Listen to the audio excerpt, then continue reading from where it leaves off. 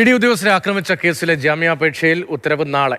9 പ്രതികളുടെ ജാമ്യാപേക്ഷയിൽ വാദം പൂർത്തിയായിട്ടുണ്ട്. ആർ അനന്തകൃഷ്ണനാണ് വിവരങ്ങളുമായി ചേരുന്നത്. അനന്തൻ, ജാമ്യാപേക്ഷയിൽ ഉത്തരവ് നാളെ ഉണ്ടാകുന്നു. വാദം പൂർത്തിയായതുമായി ബന്ധപ്പെട്ട് എന്തൊക്കെ വിവരങ്ങളാണ് കോടതിയുമായി ബന്ധപ്പെടുത്തി നൽകാൻ കഴിയുക? രതീഷ്, ശ്രീജിത്ത്, അനിൽ, ദിനീത്, രേവന്ത്, അമൽ, ദിനകർ, വിജയ്, ഷിജോ, സലീം, നിഷാദ് ഇങ്ങനെ 9 പ്രതികളുടെ ജാമ്യാപേക്ഷയാണ് ഇന്ന് തിരുവനന്തപുരം ജില്ലാ സെഷൻസ് കോടതി പരിഗണിച്ചത്. ഇ ഡി ഉദ്യോഗസ്ഥരെ ആക്രമിച്ച കേസിലെ പ്രതികളാണിവർ. പ്രതിഭാഗം ശക്തമായ വാദമാണ് മുന്നോട്ട് വെച്ചത്. ഈ പ്രതികളെല്ലാം ഏതാണ്ട് 50 ദിവസത്തിലധികമായി ജയിലിൽ കഴിയുകയാണ്.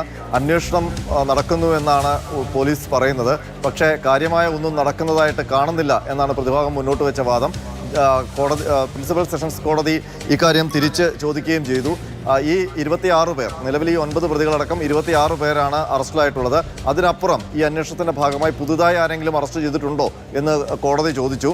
മാത്രമല്ല, അന്വേഷണ പുരോഗതി റിപ്പോർട്ട് സമർപ്പിക്കണം എന്നുകൂടി കോടതി ആവശ്യപ്പെട്ടിട്ടുണ്ട്. സ്പെഷ്യൽ പബ്ലിക് പ്രോസിക്യൂട്ടർ കോടതിയെ അറിയിച്ചത് അന്വേഷണം കാര്യമായി തന്നെ പുരോഗമിക്കുകയാണ്. ഈ ഘട്ടത്തിൽ അതുമായി ബന്ധപ്പെട്ട വിവരങ്ങൾ നൽകാൻ കഴിയില്ല. അങ്ങനെ നൽകിയാൽ അത് അന്വേഷണത്തെ ബാധിക്കും എന്നുള്ളൊരു സ്റ്റാൻഡാണ് സ്പെഷ്യൽ പബ്ലിക് പ്രോസിക്യൂട്ടർ എടുത്തത്. ഏതായാലും ഈ 9 പ്രതികളുടെ ജാമ്യാപേക്ഷയിൽ വാദം പൂർത്തിയായി. ഇവരുടെ ജാമ്യാപേക്ഷയിൽ ഉത്തരവ് നാളെ പറയുമെന്നാണ് കോടതി പറഞ്ഞിരിക്കുന്നത്. നേരത്തെ 13 പ്രതികളുടെ ജാമ്യാപേക്ഷ പ്രിൻസിപ്പൽ സെഷൻസ് കോടതി തള്ളിയിരുന്നു. അതിനുശേഷമാണ് ഇപ്പോൾ 9 പ്രതികളുടെ കൂടി ജാമ്യാപേക്ഷ ജില്ലാ കോടതി പരിഗണിച്ചത്.